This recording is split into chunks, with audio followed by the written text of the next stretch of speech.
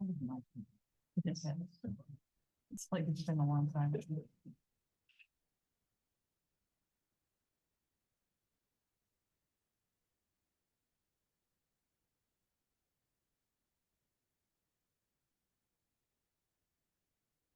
Test.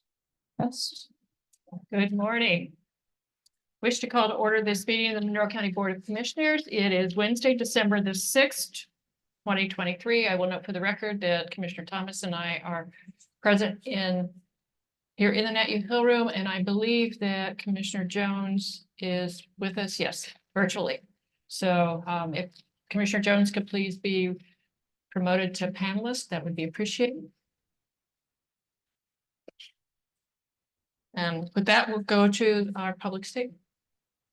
We, the Monroe County Board of Commissioners, renew our commitment to welcome and protect the rights of all people, regardless of age, race, color, creed, disability, sexual orientation, gender identity, marital status, economic status, and national origin. And we affirm the right of every person to live peacefully and without fear. And we will fight and resist at every step discrimination and harmful policies, whatever their source. We also stand in support of our county public school systems, both RBB and MCCSC. Thank you. And with that, we'll move on to department updates. First, we have a proxy for Ms. Kelly. Good morning. Hi, Jamie. I'm Jamie Ford, the Administrative Assistant for the Monroe County Health Department. Short and sweet today. COVID-like illnesses have had a small increase, and the IDOH flu dashboard is still showing low numbers. We started receiving preliminary wastewater data, so we'll be able to give updates moving forward as more data is received. We continue to update our website with COVID vaccine availability. So if you're looking for, which pharmacy has which ones available, you can check our website there. And speaking of that, our public health clinic does have a batch of COVID vaccines that are nearing expiration. So I've opened up availability to provide additional vaccination coverage for those in need. You can make an appointment by calling 812-349-3244. The public health clinic also has RSV for ages 16 and older, as well as flu vaccines.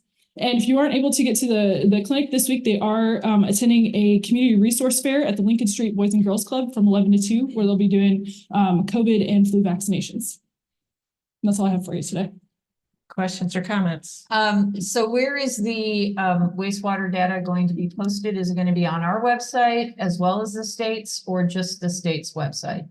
We can definitely post it to our website if you'd like to see it. I think that would be great. I think the public would like that. Definitely. Yeah. Thank you. Yeah, we're still working on cleaning that up, so we'll find a space. Of course, I know. Thank you. I gotcha. Well, and I was talking with a few people at IU Health on Monday, and they're seeing increases of people coming to the ER. And so it is important that people get their flu shots and their COVID boosters. And yeah, it is important for all of us. Definitely the season for it. Thank you. Thank you. Thanks for being with us. Sorry, I got to switch off on the virtual here. I forgot to ask Commissioner Jones if she had anything. No, not at this time. Thank you. Thanks. Okay. Are there other department updates? Mr. LaRue, welcome. Hi, Bobby LaRue with the Building Department. I just wanted to thank you all for your work on the interlocal agreement with the city.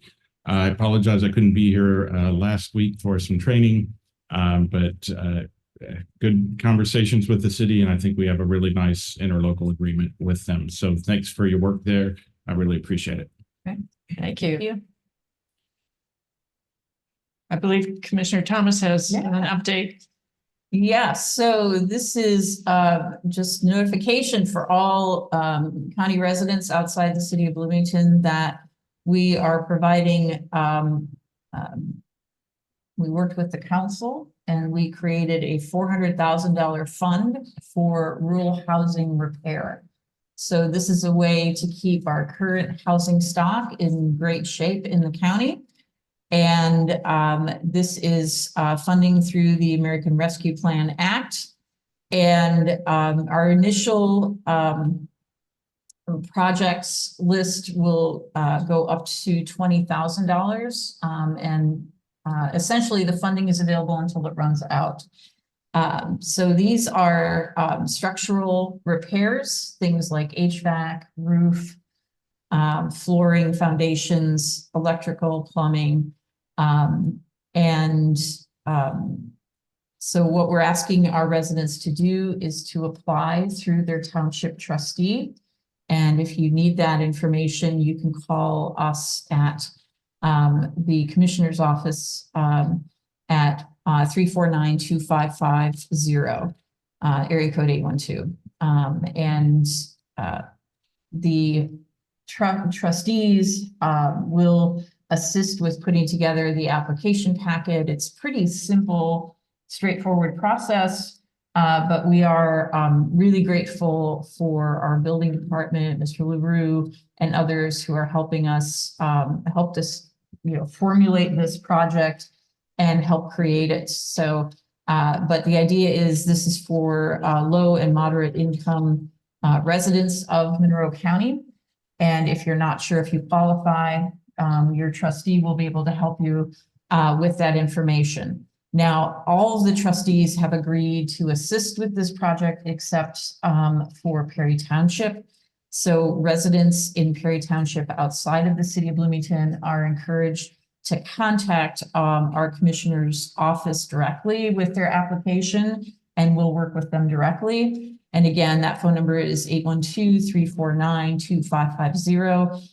Or email us at commissionersoffice@co.monroe.in.us. We're really excited about this program, and we're really grateful for everyone who has helped make this happen. So appreciate the trustees especially. Commissioner Jones, did you want to add anything to that?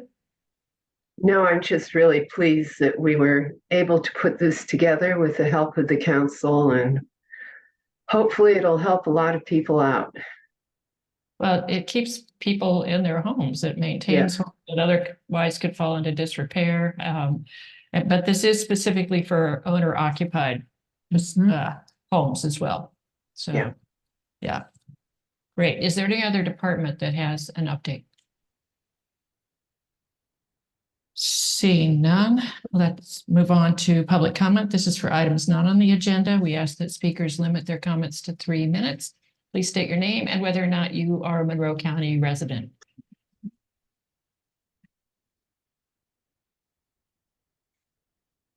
Good morning, commissioners. Christopher MG from the Greater Bloomington Chamber of Commerce, a Monroe County resident and freshly vaccinated duly as of Thursday. I first want to comment on the home repair. I had the honor of meeting with trustee Rita Barrows yesterday, and I saw firsthand what this home repair is able to do. And I just want to commend you for your work on this. Allowing many of them seniors on fixed income to stay in their home is a big deal. And it's life-changing, and this is a great investment for the community. The second kudos is I want to give both the commissioners and the county council is working together on this transit issue. There was some hiccups with rural transit on what the requirements as far as rural to urban centers, and you were able to come together collaboratively to come up with a solution to provide many people essential transportation to meet their needs. Many of them are seniors, elderly, not doing joyrides, but going to doctor's appointments, very vital. So I want to just commend you for working collectively to make this happen. Thank you for your time today. Thank you. Is there any other public comment?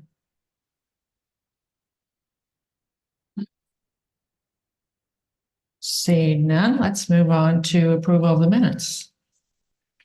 I move approval of the minutes for November 29th, 2023. Second. Are there any comments or corrections? I already sent mine in. Same, it's already been taken care of. Commissioner Jones? No. Well, since we've got a hybrid meeting today, I'll ask Mr. Cockrell to call the roll, please. Commissioner Githens. Yes. Commissioner Thomas. Yes. Commissioner Jones. Yes. Motion is approved 3-0. Thank you. Next item. I move approval of the claims docket accounts payable December 6th, 2023. Second. And we have Mrs. Miller. Good morning. Good morning. The accounts payable claims docket for December 6, 2023 totals $2,366,320.15. This includes all emergency claims and adjustments. Questions or comments? No? It seemed like there was a lot of payout for guardian ad litems and things like that. So I wondered if, the local lawyers are billing at the end of the year to get things taken care of. Commissioner Jones, did you have any comments or questions? No, I don't. Is there any public comment on this item? Seeing none, ask Mr. Cockrell to call roll again. Commissioner Githens. Yes. Commissioner Thomas. Yes. Commissioner Jones. Yes. Motion is approved, 3-0. I will note for the record that we have a reports from Weights and Measures. I found one item that he had quoted on there to be very interesting, where he talked about trying to figure out how to ensure that electric charging stations are actually supplying what people are paying for. So we look forward to adding that, I guess, to part of his responsibilities. So with that, we'll move on to new business. I move approval of resolution 2023-35, approving statement of benefit for Enhanced Semiconductors, Inc. Second. Mr. Cockrell. Yes, and I'll start with a little of the process on this tax abatement. This tax abatement is different than a lot of tax abatements we go through because it's already in an economic revitalization area, which is the process to establish that as a process that typically takes the council 2 months. But since that has already been declared an economic revitalization area, which is essentially an area where we want to help promote growth, and we are seeing a need to give additional assistance for that growth. That's what that is. This is also in a tax increment finance district, which requires the commissioners to approve the statement of benefits prior to the abatement being issued. This item went through the Economic Development Commission last Friday with a recommendation to approve the tax abatement. At that meeting, I kind of, from a staff perspective, pointed out 3 things that we thought made this a little bit different than our normal abatement, because their request is a little bit different than our normal abatement in that they are asking for a 10-year, 100% abatement each year of the property tax for personal property, so the equipment they're putting in the building. There is no request for a tax abatement on the real property improvement that may be associated with that. We think there will be some, but I'm loath to tell you what the value of that would be because the type of this is a semiconductor manufacturing, and is it characterized as a real property improvement or is it a personal property improvement? I am not an expert in that, and so I don't want to venture there. But we really looked at 3 different areas where we think this is a positive for the community. One, there are expecting, or they expect by the end of 2029 to have 250 new jobs, and each of those jobs would have a salary in excess of $100,000 on average. So that is quite a bit more than what we typically see in a tax abatement. And that does not include the benefits that we usually add into it as well. So with that total package is much higher than that. The second is that this is going into the former GE plant, which Cook had purchased in the 2017-2018 timeframe to improve and to utilize for their processes. We all know COVID-19 hit, and so that growth into that building has been slowed.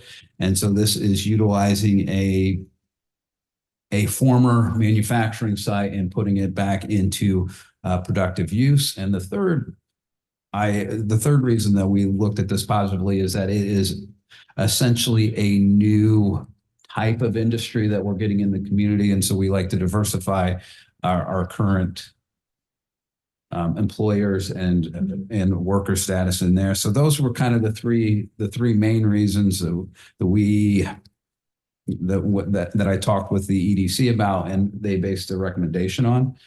I would add that you should have received an email yesterday from the Cook Group, who are technically the bondholders for the bond in that. I can tell you that, the growth did not occur as we did, but neither did their expenditures. So that bond, essentially the only thing they've pulled from that bond is closing costs.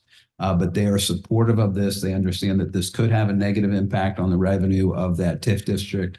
But they would still support the approval of this abatement. So if you have any questions for me, I'm more than happy to answer them. I know we have representatives from the company here who would like to give a presentation as well. We just go to the presentation. Yeah, why don't we start with the presentation, then if we have questions or comments, we'll go with that. So please join us.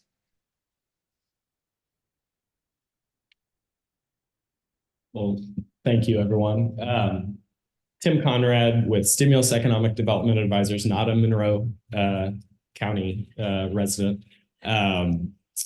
Pleased to present this. I'm joined by some representatives via Zoom from the company, and including Bob Patty, who is the CEO of Enhanced Semiconductors. I can give kind of a brief overview and then defer to Bob on any technical questions if that works for you, Bob. Yeah, that would be fine. Very good. Well, great.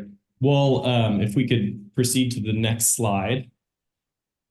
A little bit of background on the company. They are a US-based manufacturer of semiconductor technologies. They are a bit of a unicorn in that they are US-based, but have decades of experience in this industry. They operate a fabrication facility out of North Carolina. They're headquartered out of Illinois, and they, within the last 2 years, have begun operations down just south of us in Westgate on a DoD, Department of Defense dedicated facility. Next slide, please. So the context of this project is a real push to onshore this technology over the last several decades. Most semiconductor manufacturing has moved towards Asia. There is a national push to onshore that. This project specifically would be an advanced packaging facility. When we hear packaging, we're not talking cardboard. We are talking about microelectronics. So think a clean room environment. We're talking about fractions of a hair width of material, so microelectronics.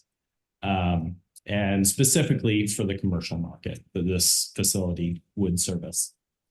In order to do that, they would lease space at the Cook facility that Jeff mentioned.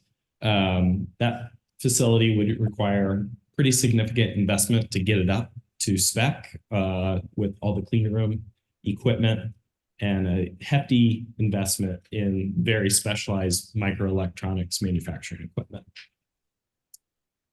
Next slide, please. And I starred the facility just so you know. And next slide, please. As part of this project, there would be, as Jeff alluded to, several hundred high-paying jobs created.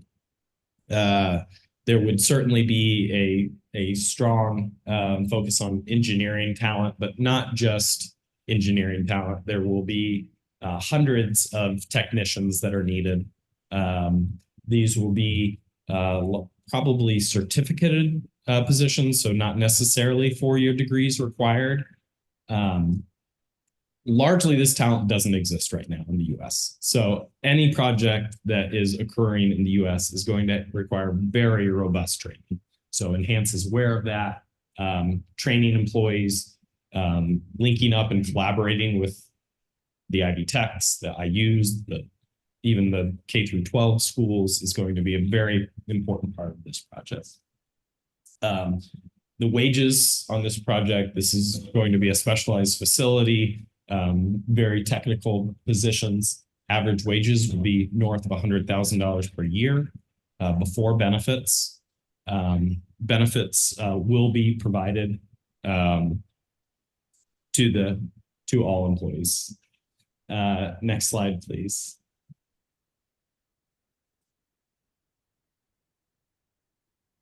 So the bulk of the investment is going to be in personal property, and we are coming to you today with a request to abate that personal property. Advanced packaging is interesting because the push for the last several decades has been to get chips smaller and smaller. And if you follow technology, Moore's law, we're kind of fighting against physics, how small we can get it now.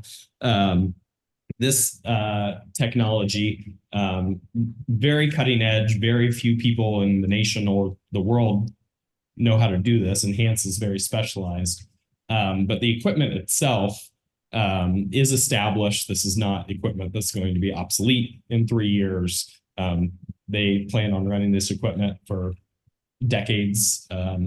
Their facility now down in North Carolina still has original equipment in it. So you see here, I am not a technical guy, but Bob has alluded that a lot of this equipment comes from photography, that you're essentially printing layers on the microchip. And so we're ballparking 150 million of personal property investment. And then several million, probably tens of million, just getting that space up to speed, getting it in that clean room environment where you're talking particles per million environment. Next slide, please. Project benefits. One thing I do just want to be proactive in mentioning is this project is going to be environmentally friendly. There are no heavy metals as part of this process, no significant air emissions. They are not making transistors here. They're printing on chips. So wanted to be proactive in mentioning that. I've listed 4 big benefits. I think Jeff has already hit on some of those. One is investment in an underutilized building. So our request today is for personal property abatement. We're not affecting existing tax base on the building. The creation of high-paying jobs is in working in economic development. We're seeing that quality of jobs is certainly just as important as quantity of jobs. So we're getting both quality and quantity with this project. Third is this new industry that's emerging. There's that push towards onshoring it, and the ability to work with local universities, local schools in building out a really exciting 21st century technology is big. And then finally, part of that ecosystem, what we're seeing with these microelectronics projects is that vendors, suppliers are wanting to be adjacent to one another. So there is the potential where this facility could be a magnet attracting other microelectronics related facilities. That is my 10-minute or 15-minute flyover.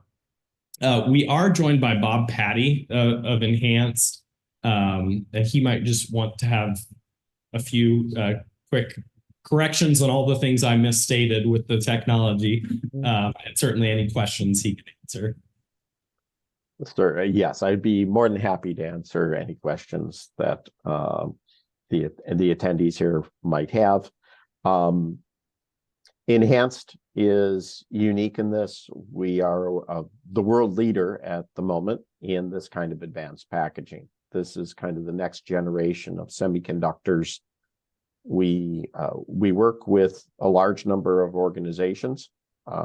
In fact, we're currently putting a proposal together with ARI, and which brought the Emmy Commons into Illinois, IBM, many other large companies that would at least be known in the semiconductor industry. We do think that there's a high potential of attracting other entities into the building. It's a large building. We have less than a quarter of it and are very much looking forward to building out that space. Our facility in North Carolina is going to continue to be in operation and do what it does.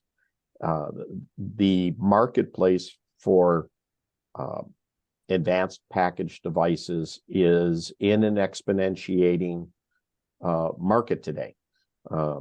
People are talking about compound annual growth rates in excess of 70% for the next 3 to 10 years, depending on whose numbers you look at. And in fact, Enhanced is experiencing very rapid growth. We've more than tripled our business this year. I'm open to answer any questions that people may have. Thank you for joining us, Mr. Patty. Questions or comments from my colleagues? No, I don't. I thank you for coming and thank you for bringing this forward. This is really exciting for all of us in Monroe County. Typically, I'm not a big supporter of doing an abatement in a TIF, but this TIF is a little bit different. And I think it's pretty exciting to consider the possibility that Profile Parkway may get some long needed business as well, investments. And so this will, I think, lead to others. And you did address all of the questions that I still had left. And but I do have sort of a finer point question about related to the environment. And it is about chemicals that are used in this process and, Sure. and whether they're considered hazardous and how they're disposed of and things like that. The vast majority of what we use in this process are related to etch of silicon glass and metal. Those chemicals are primarily acids or bases.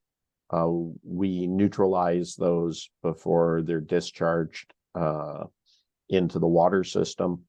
The only permitting that we have gotten in the past that's a special variance is for copper discharge into the waste stream, the water treatment stream. And the reason behind that, for just completeness, is because if you put too much copper in, you kill all the critters that they use to break down the waste. So they have to monitor that. We do that in compliance in North Carolina. We have a real-time monitoring system. We've been doing it at that facility. Enhanced has owned the facility for about 6 years, but that facility has been in operation with most of the staff that's still there for more than 20 years and without any issues or incidents. Anything that is hazardous in nature, we do capture. We store on site. We send it off for special waste treatment. I am unaware of any specific liquid wastes that are considered extreme waste. You know, there's just things like nickel compounds sometimes that we end up with because nickel plating is something we do. We don't waste treat that on site. It requires special processing, and we don't create enough of it to make it worthwhile treating that ourselves. So we try to exercise an abundance of caution to make sure we're not discharging anything into the air or water that would cause a problem. Great. Thank you so much. Appreciate that answer.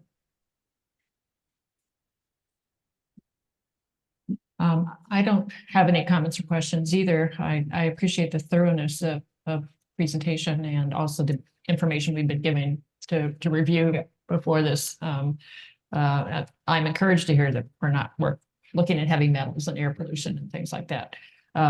Is there any public comment on this item?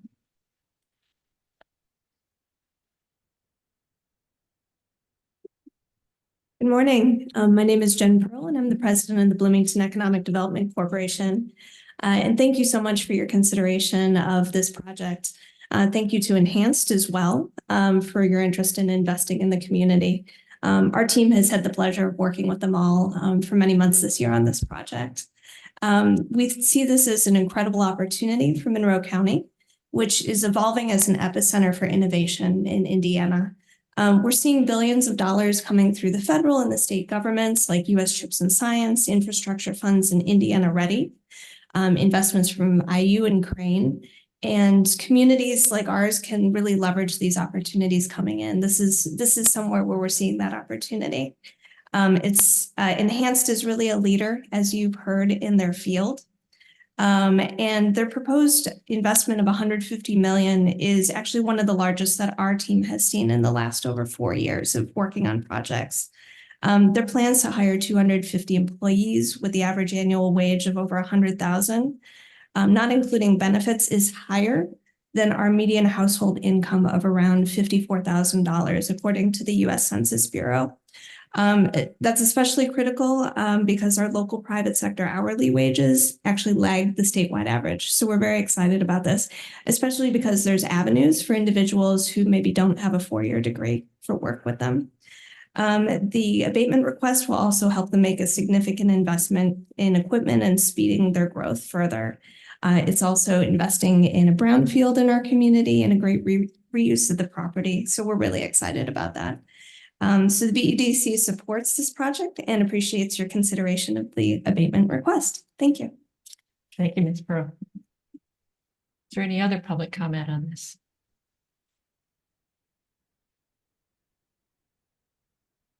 Good morning again, Commissioners. Christopher MG from the Greater Bloomington Chamber of Commerce, and we do support this resolution before you. The Enhance project for Semiconductors, Inc. is a game changer for our economy, and I think there's been a great sort of benefits laid out. I don't want to go through all of those, but that collaboration aspect with already the trades district here in town, the Luddy School, the tech industry. This is really an investment that's going to bring in other investment, which I think is really exciting. And I want to comment and commend the staff of the BEDC, Jen Pearl, Clark Reiner, for the work they do. These sort of deals do not come easily. They do not take a short period of time. And I think it's the real benefit to our community when we have an economic development corporation like BEDC that's driving some of these that are really enhancing our whole region economy and diversifying it for the future. Thank you very much. Thank you, Mr. MG. Is there anyone else? I'll go back to my colleagues. Anything else? I would just for clarity's sake like to make an amendment to our actual resolution language, resolution 2023-35. At the end of the first whereas, this request is a 10-year personal property tax abatement, 100% for each year. And that's just to ensure that we have that information in here. Because, and the only reason we're hearing this is because it is a TIF. It is an abatement request in a TIF. But I just want to be very clear about what we're agreeing to. I'll second that, and I'll note for the record that this is parallel with what the county council is approving with the 10-year abatement. Yeah. Is there any comment on the amendment? It's just for clarification at this point. If not, would you call a roll on the amendment, please? Commissioner Githens. Yes. Commissioner Thomas. Yes. Commissioner Jones. Yes. Motion is amended 3-0. And if there's no other discussion, I'll call for a vote on the resolution 2023-35. Commissioner Githens. Yes. Commissioner Thomas. Yes. Commissioner Jones. Yes. Motion is approved 3-0. Thank you all for being here with us today. We look forward to having you in our community. Thank you. Next item. I'm getting to it, sorry. Just so excited about this new. I move approval of a memorandum of agreement with Indiana Prosecuting Attorneys Council for continued funding for High Tech Crimes Unit HPCU. Fund name High Tech Crimes Unit, fund number 9159, in a grant amount of $285,000 annually. Second. Thank you. And we have Prosecutor Oliphant here with us. Morning. Hi, good morning. Thanks for having me. So this is a request for signature to a memorandum of agreement between myself, the Board of Commissioners, and the Indiana Prosecuting Attorneys Council. As a bit of a refresher, I applied for a grant over 2 years ago to establish and maintain a high-tech crime unit here in Monroe County in partnership with Indiana University. The Monroe County the Monroe County High Tech Crime Unit was established in 2021, and the Monroe County High Tech Crime Unit processes digital evidence to improve prosecution outcomes, both by strengthening meritorious cases and by exonerating the innocent. In 2023, the unit received 158 investigation requests for felony level crimes ranging from homicide, child exploitation, arson, narcotics, and property crimes. The investigation requests stem from both law enforcement partners at the local, state, and federal level, as well as prosecuting attorneys from the following counties: Bartholomew, Brown, Greene, Jackson, Lawrence, Marion, Monroe, Morgan, Orange, Owen, and Washington counties. Within those requests, 307 items of evidence have been submitted for examination. These items range from mobile phones, computers, DVR surveillance systems, mass media storage devices, IoT devices, call detail records, and electronic service provider warrant returns. The unit has provided training opportunities for both law enforcement and prosecuting staff members, and assisted in the development of search warrants and subpoenas, as well as providing courtroom testimony as needed. Along with providing support with forensic analysis, the Monroe County High Tech Crime Unit is also an affiliate with the Indiana Internet Crimes Against Children Task Force and has aided in the investigation, search, and seizure of electronic devices used in the commission of crimes involving sexual child abuse. So I also would just note for the commissioners that we did show this renewal memorandum of agreement to County Attorney Molly Turner King. She made a couple of suggestions regarding language, which we brought back to the Indiana Prosecuting Attorneys Council, and there were some changes based on her suggestions. This is a project that the Indiana Prosecuting Attorneys Council is constantly going to the Indiana General Assembly to demonstrate our results and to request additional funding, which is one reason why the funding paragraph is, you're going to get 1/10 of whatever money we get from Indiana General Assembly.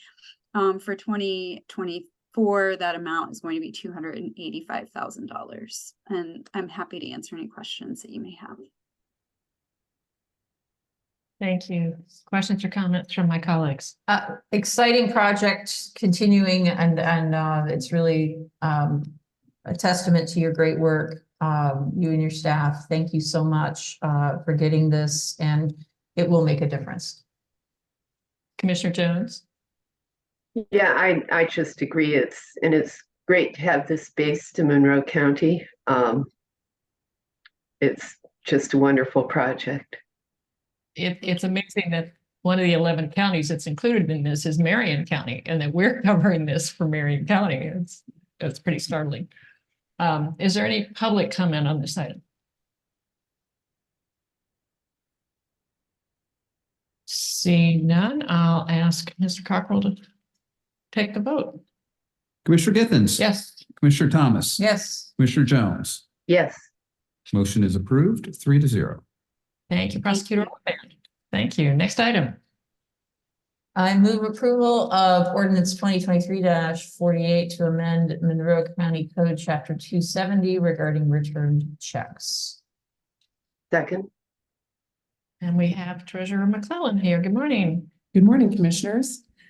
I have ordinance now numbered 2023-48. This ordinance was last updated in 2009. It's basically a return check ordinance. But back in 2009, I'm not sure if we're taking credit card payments at that time, and I'm pretty sure we weren't taking e-checks. And so what has happened over time is we needed to update this ordinance so that when we get returned payments we can get return payments for credit cards, and we definitely get a high number of e-checks.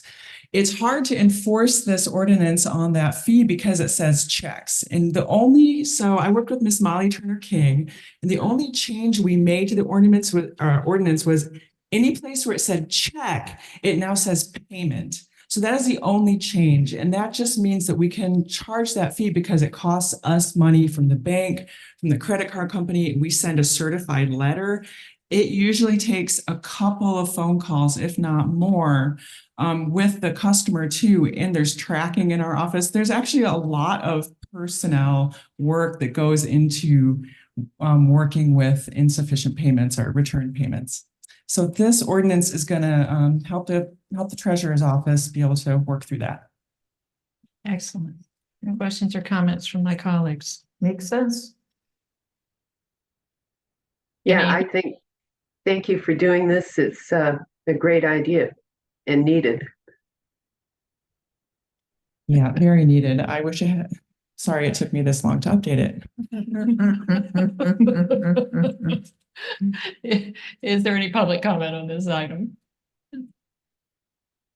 I agree. I think it's an absolutely sensible kind of thing to do.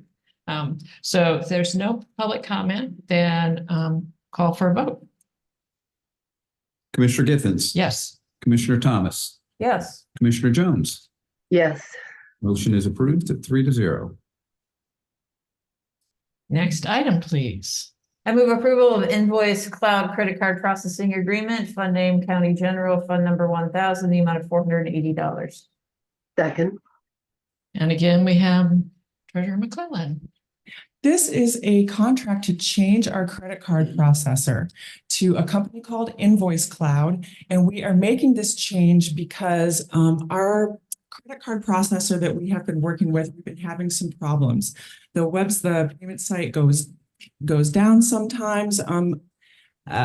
We have asked for changes to the way the bills are presented online to make it easier for customers. And it really boils down to we don't like the service that we are getting with our current credit card processor. Invoice Cloud has been the county used to have a contract with Invoice Cloud when I came on as treasurer in 2017. We used to be an Invoice Cloud customer, and then we switched to the company we're using now. And we'd like to go back to Invoice Cloud because their customer service to the counties that they serve is phenomenal. They've made some changes to their company. They've brought a person back into Indiana, and he's with me here today. This is Adam Eck. He is local to Indiana, and his support to other counties is phenomenal. So far, he works with Allen, Hendricks, Marion, Vigo, Madison. Those are some of the big ones, and Brown, DeKalb, Montgomery, Grant. So some small ones too. The things that they provide for the customers is really where the difference is in this credit card processor. You can pay by text. I can send a text message to the customer standing at the counter or on the phone. Somebody who says, I want to pay right now. And I can say, hey, what's the number that you're calling from? And I can put their phone number I can send them a text, and it will immediately text them the ability to pay. It is so cool. And the way that they utilize, they're already integrated with Lao, and the way that they utilize that financial information every day with emails. I could send an email to taxpayers every day if I wanted that says, this is exactly how much you owe. They can click in that email and go directly to pay, meaning there is no login wall. They don't have to, am I correct? I can't believe it. They can just click on the link in an email and go to pay, and it's smart. It knows if they've paid, it knows how much they owe. So we're just super, super excited about this change. I tried to list out everything that I like in the agenda request, and the cover sheet. But if there's, I could go on and on about these cool features. If you have any questions, please ask and we can talk about whatever you're interested in. And if Adam has anything he'd like to add, or if you want to ask Adam directly anything, he is happy to help. Just want to say thanks so much for having me. I'm certainly not a Monroe County resident. I am a Hendricks County resident. So the similarities between Hendricks and Monroe County is they both were actually previous Invoice Cloud customers in the past. They actually switched over to a different competitor of ours, and now Hendricks has actually moved over. I was presenting to their county commissioners about 2 months ago. They're currently in implementation now, and we're looking forward to the opportunity for partnering with Monroe County to go live on behalf of the Treasurer's Office and the taxpayers for spring of 2024. And to sum up everything that Jessica said, it's a really great summary. Is we're just focusing on really leveraging digital transformation. Simply put, all of us are paying our bills on our phones, right? We have this access to technology. So why don't we bring that to your taxpayers and make sure that we're not only meeting, but exceeding their expectations for how they can pay their taxes online, just like when they use Amazon.com or they're paying their cell phone bill through Verizon, right? So making sure that we're going to be providing that benefit, helping Jessica and her staff process these payments more efficiently. Also streamline and make your collections from property tax revenues more consistent, right? Fewer delinquencies, fewer preventable customer service calls, things like that. So appreciate you having me here. And I have intimate relationships with all my counties, frequently visiting on site. I think Jessica can attest to that as well. This is my 3rd trip here. It's I really like coming here, so I'm excited to explore more of Bloomington. Thanks. Thank you. So questions or comments? I have a quick question. So it's going to start in the spring, right? Okay. And then, so this is for 1 year from that start date? So right now the contract has an initial term of, I think, 5 years right now. Right, but it's from that start date. Correct. The term will start after. Once go live. everything's installed, got it. Yes, Okay. ma'am. So it is 5 years and then it can renew after that. Yeah, and there's that renewal. Okay, thank you. Of course. Questions or comments, Commissioner Jones? Yeah, this is a great service for our constituents. And thank you very much, Treasurer McClellan, for putting it all together and making it happen. For people who aren't present, it's hard to watch Jessica because she's bouncing up and down. She's so excited about it. So, is there any public comment on this item? See none. I'll call for a vote on Invoice Cloud Credit Card Processing Agreement. Commissioner Githens. Yes. Commissioner Thomas. Yes. Commissioner Jones. Yes. Motion is approved, 3-0. Thank you both. Next item, please. I move approval of Barnes and Thornburg LLP supplemental engagement of council regarding the bridge bond fund name 2023 Bridge Improvements Fund Number 4818 in the amount of $34,000. Second. And we have Mr. Cockrell. Yes, and on this day where we expect the proceeds from that bond to occur, we wanted to kind of make sure we had a fixed amount for the bond work that Barnes and Thornburg had done. If you their previous engagements letters in there that essentially says, here's how our fees are going to be calculated. Now that they've done their work, I asked them to do this amendment so that we can have a nice clean document for the auditor's office and the commissioner's office so that the claim can go through pretty easily and smooth. Thank you. Comments or questions? None. Thank you. And I would say this fee is probably a little bit higher than what we do for a 1-year GO bond, but that's because one, this involves revenue pledges from 2 different funds. It involves a much longer issuance time and it involves a larger bond amount. Right. Commissioner Jones, any comments or questions? No, I don't. That was something like a $9 million bond, was it? 8. Okay, thank you. Is there any public comment on this item? Seeing none, I'll call for a vote on the Barnes and Thornburg LLP supplemental engagement of council. Commissioner Githens. Yes. Commissioner Thomas. Yes. Commissioner Jones. Yes, Motion is approved 3-0. Next item, please. I move approval of resolutions 2023-33, commissioners 2024 meeting dates, and 2023-34, the 2024 appeals hearing dates. second, And we have Ms. Purdy. Yeah, this is just housekeeping for everyone. Clearly, the first one is your continuation of the Wednesday appointments or meetings. And then the resolution ending in 34 sets the appeals hearing dates. And those appeals are for township assistance appeals, as well as those who may be aggrieved by our highway department. Yeah, I've had a few of those recently. I didn't know that was part of the job. Is there any comment or question on this item? These are just public notices, basically, when we'll be holding these meetings. Is there any public comment on this item? Seeing none, I'll call for a vote on resolutions 2023-33, commissioners 2024 meeting dates, and 2023-34, the 2024 appeals hearing dates. All those, oh, sorry, Mr. Cockrell, please. Commissioner Githens. Yes. Commissioner Thomas. Yes. Commissioner Jones. yes, Motion is approved 3-0.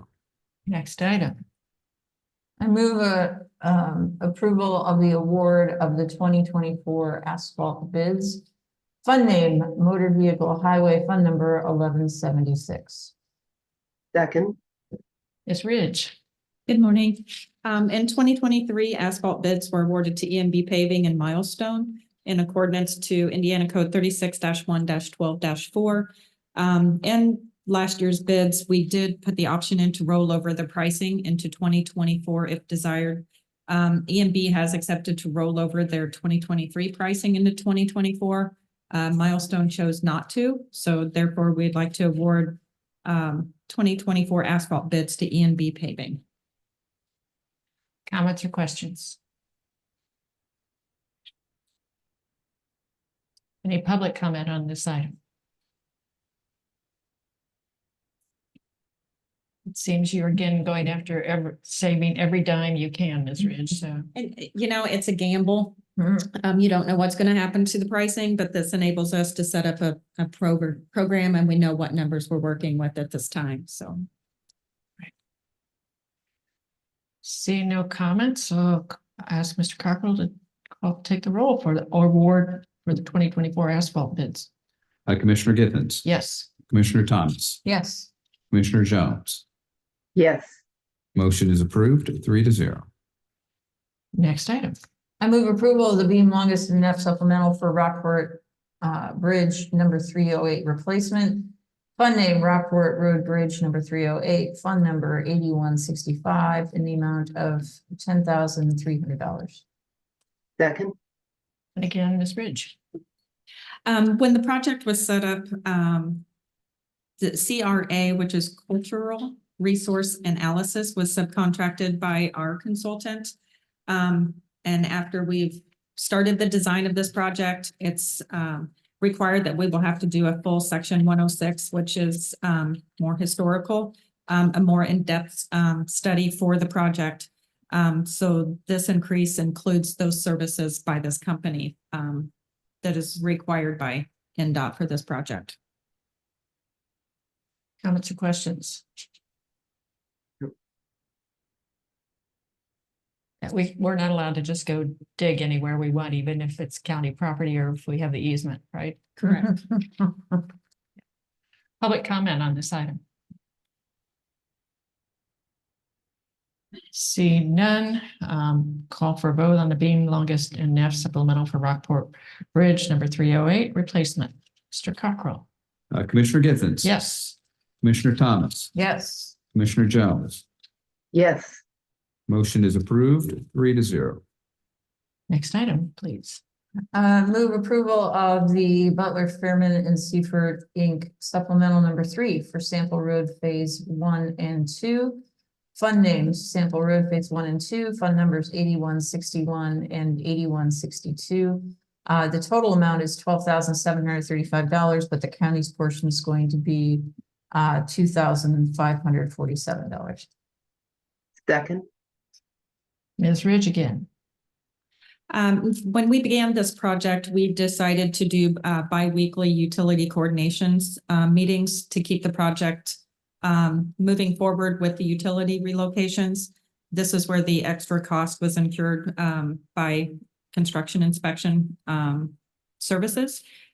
We will submit this to NDOT for an 80% reimbursement because we still have funds left on the PO at this time. So. Comments or questions? Is there any public comment on this item?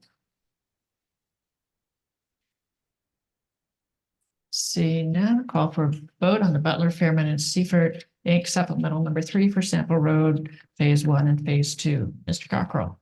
Commissioner Githens. Yes. Commissioner Thomas. Yes. Commissioner Jones. Yes. Motion is approved, 3-0. We do not have any appointments today. I will remind everyone that their COVID booster shots, COVID vaccine is available at the Monroe County Health Department. They have some vaccines that will expire soon. So if you're still waiting to do that, I urge you to contact them and make an appointment to get that. They also have free COVID testing. This is at the Monroe County Health Department at Monroe County Public Health Clinic at 333 East Miller Drive. We are still accepting applications for boards and commissioners, especially we will have several expiring early next year. So I urge residents to get involved. The commissioners continue to have virtual office hours. You can find when those are listed through the county calendar at our website at co.monroe.in.us. There are blood drives again coming up on next Wednesday at IB Tech from 1 to 6, and then Friday, December 15th from 10 to 3. Also Wednesday, January the 3rd from 1 to 6, and Thursday, January the 4th from 10 to 6. In addition to what we heard today for the rural repair assistance, we also still have assistance funds for county residents who need assistance with either rent or utilities. That's for income qualified individuals. Please contact your township trustee if you are facing a problem with either rent or utilities. They're there to help you. And if you need to figure out where they are, the names, contact information is also in our minutes each month. So with that, does anyone else have anything to add? If not, we will adjourn. We will be back next week on December the 13th at 10 a.m. We do have a work session and my time is tight. So we come back like at 11:05 today, please. Great. See you all in a few minutes. Thank you.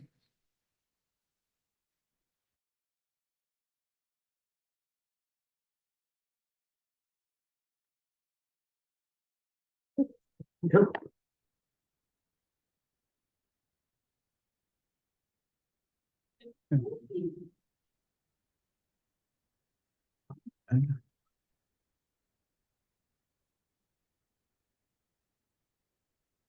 Oh, yeah.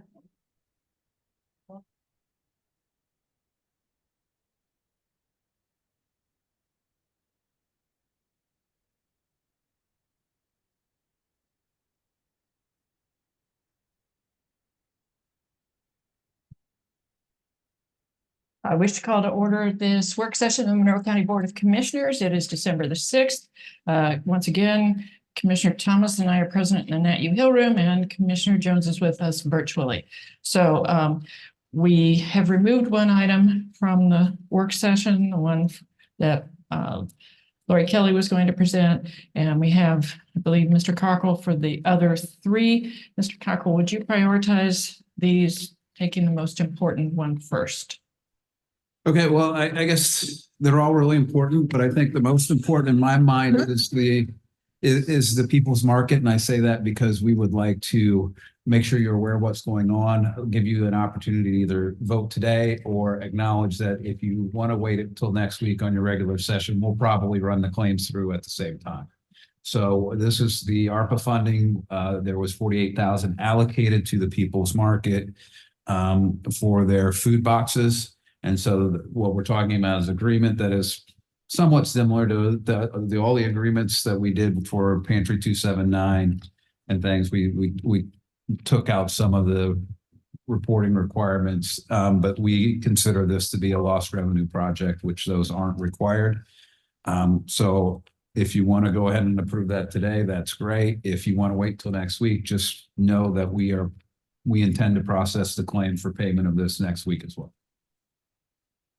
Okay, so trying to find this again in my many items here.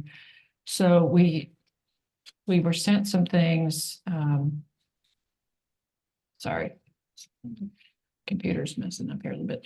This is a memorandum of understanding with People's Market regarding food boxes. So I'd like to make a motion that we pass the memorandum of understanding with People's Market regarding food boxes. This fund name is SLURF, fund number, and it's just jumping around again. Sorry.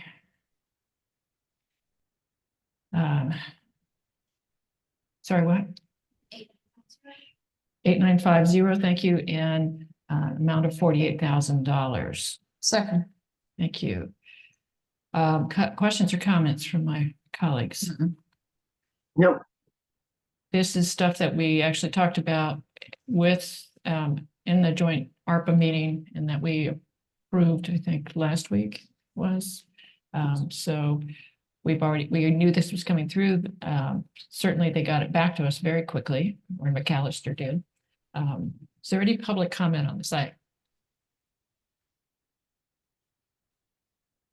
Seeing none, I'll call for a vote on, or no, Mr. Cockrell, would you? Commissioner Gifford. Yes. Commissioner Thomas. Yes. Commissioner Jones. Yes. Motion is approved 3-0. Thank you. I guess in my mind, the next most important thing I have is the MPI solar. The county received one response to our request for production, or our RFP for our solar project. And that is MPI Solar was our sole one. Richard Kreider and I have both looked at it. We both think that they are a good, and we go back in history, they are the initial people we had utilized when we started our solar at the Showers building a decade or so ago. So I was very impressed with their work then. We've done some other solar projects. We're impressed with their work. We'd like to go ahead and let you know that we're going to begin contract negotiation with MPI Solar, and hopefully I think our schedule is to have that to you guys by mid-January. So the goal is that we get that done in time so they can begin work and complete work the next season, which will be next summer. So that's just kind of an update. We're gonna move forward with contract negotiations with MPI Solar. So there's nothing for us to vote on today? No. And we got hard copies left in our mailboxes, right? I didn't know what to think. Yeah, Commissioner Jones, you're gonna have to check your local mailbox. It's in a thick packet. Oh, lovely. And then the final item I have is the county and the city through the Metropolitan Planning Organization wish to have a 2050 plan, I think is what they call it, or a year, 25 year. They want it done by the end of 2025 to be a 25-year plan. The MPO came to the Redevelopment Commission early this year And Lisa Ridge was at that meeting. I believe this is budgeted in the local road and streets. But it's for that work. We're going to split the cost with the city, each paying $100,000. There is a clause in there that says either party may ask for additional work, but the cost of that additional work is solely on whatever party asks for it. So this is we've teamed with them on a similar thing, I think a decade ago. I think the intent was to do that for 2020, but 2020 became what 2020 was. And with the COVID, so I think they did that in-house. This needs to have someone outside the organizations look at the plan. So I was planning on giving you that update today, and then bringing it to your regular session next week.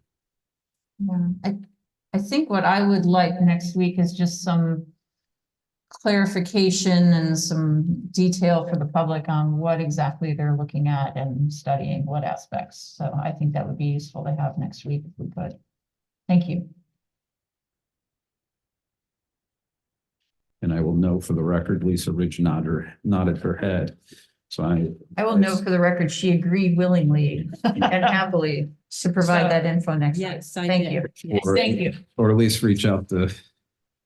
Is this required by state or federal? Yeah, I think we are required to have that for federal funds to have a transportation plan, especially since we're in the MPO area. And this will only cover the MPO area. Correct. It's not Just a little not- fringe. It's not huge, yeah, but it's a lot of money. Yeah. I guess I from the bit I have, and this is not directed at anybody local. This is my frustration with the federal and state governments. Things are changing so much. I think it's almost silly to spend money to plan 25 years out. I mean, we've got places that are starting to put things under the road to charge electric vehicles. Yep. And so to talk about using today's technology for what we think is going to happen in 25 years just seems absurd to me. And so I just wanted to get on the record with that. And patents have been released for flying cars, so now what? Well, what happens if I'm lifted up by a drone to fly over to, see my mother? I mean, it's. And I would just point out, we had someone who was willing to invest $150 million in personal property to make sure that the technology today is Yeah. not the same as it is. There you 25 go. years ago. Exactly. Thank you. Bringing us full circle, Mr. Cockrell. Thank you. Yeah, so I understand that it's required, but it does not seem like the appropriate use of taxpayer money. But yes, we understand that we have to do this to get additional money. So, yes. So we'll see that, it sounds like next week. Next week, yes. Perfect. Okay. Is there anyone who has anything else for the work session?